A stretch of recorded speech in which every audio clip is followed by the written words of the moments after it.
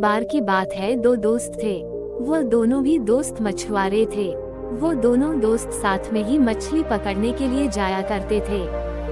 इन दोनों दोस्तों में से एक दोस्त जो था वो बहुत ही अच्छे दिल का था, अच्छा इंसान था, क्योंकि जब भी इन दोनों दोस्तों में झगड़ा हो जाया करता था तो यही अपने दोस्त से माफी मांगता था, भले ही उसकी गलती हो या ना हो। अब जो दूसरा दोस्त था वो इसका बिल्कुल उल्टा था। वो बहुत ही एगोइस्टिक था, जल्दी माफी नहीं मांगता था, और जब इसके पास इसका दोस्त इससे माफी मांगने आता था तो यह उसे जल्दी माफ भी नहीं किया करता था। तो ऐसे ही इन दोनों दोस्तों का अपना अपना बिहेवियर था। तो एक बार क्या हुआ, जब ये दोनों दोस्त अपनी नाव लेकर समंदर में फिशिंग के लिए जाते हैं तो एक बहुत बड़ा तूफान आता है, जिसकी वजह से ये दोनों समंदर में कहीं भटक जाते हैं। इन्हें समझ नहीं आता है कि अब हमें कौन सी दिशा में आगे बढ़ना है। फिर कई दिन गुजरने के बाद इन्हें एक आइलैंड दिखता है। ये दोनों उस आइलैंड को देखकर बहुत खुश हो जाते हैं और अपनी नाव को उस आइलैंड की तरफ ले जाते हैं। जब ये दोनों उस आइलैंड पर उतरते हैं तो इन्हें उस आइलैंड पर कोई इंसान दिखाई नहीं देता है। वो आइलैंड पूरा खाली था। अब ये दोनों उस आइलैंड पर दिन गुजारते हैं। कई दिन गुजरने के बाद इन दोनों के बीच में किसी बात को लेकर झगड़ा हो जाता है। दोनों दोस्त एक दूसरे से बात नहीं करते हैं। अब उस आइलैंड पर इन दोनों के अलावा कोई नहीं था और ये दोनों भी एक दूसरे से बात भी नहीं कर रहे थे।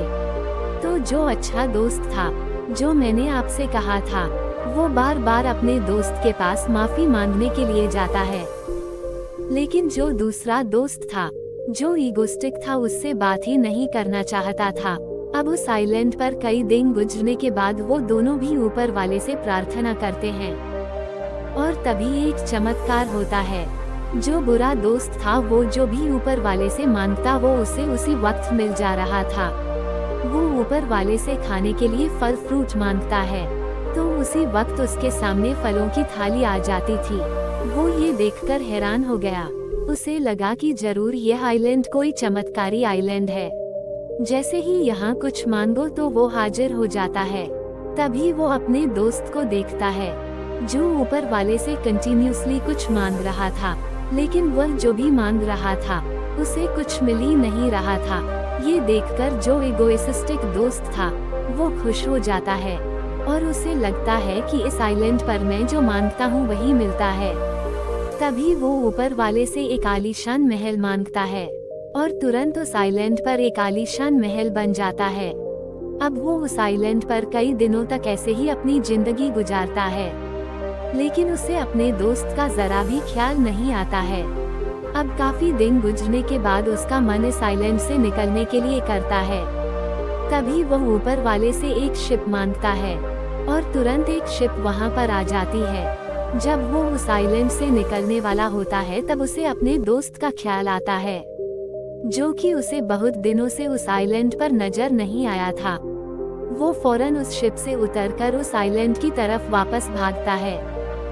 तो उसी आइलैंड के जंगल में उसे अपना दोस्त दिखता है, जो ऊपर वाले से कंटिन्यूअसली एक ही प्रार्थना अभी भी कर रहा था, और वो प्रार्थना ये थी कि मेरा दोस्त जो भी मांगे उसे वो मिल जाए। तो जो इगोइस्टिक दोस्त था, जब वो ये सुनता है तो उसे बहुत ही पछतावा होता है। तो इस कहानी से हमें ये सीख मिलती है कि दोस्ती और दोस्त ये जिंदगी का सबसे खूबसूरत तोहफा होते हैं। इसलिए दोस्ती में इगोइस्टिक मत बनो। जिंदगी की असली दौलत पैसा या शोहरत नहीं है, बल्कि अच्छे दोस्त हैं। क्योंकि पैसा खर्च करके लौट आता है, लेकिन एक सच्चा दोस्त अगर चला जाए तो वापस नहीं आता। तो हमेशा याद रखो, दोस्ती वो रिश्ता है जो खुद बनता है, लेकिन जिंदगी भर निभाया जाता है।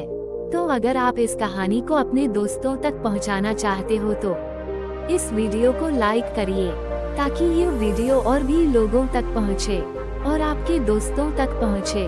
और अगर कहानी अच्छी लगी हो तो हमारे चैनल को सब्सक्राइब जरूर करिए। मिलता हूँ मैं अगली बार इसी तरह की कहानी के साथ। तो सब्र करो, शुक्र करो और जिंदगी में आगे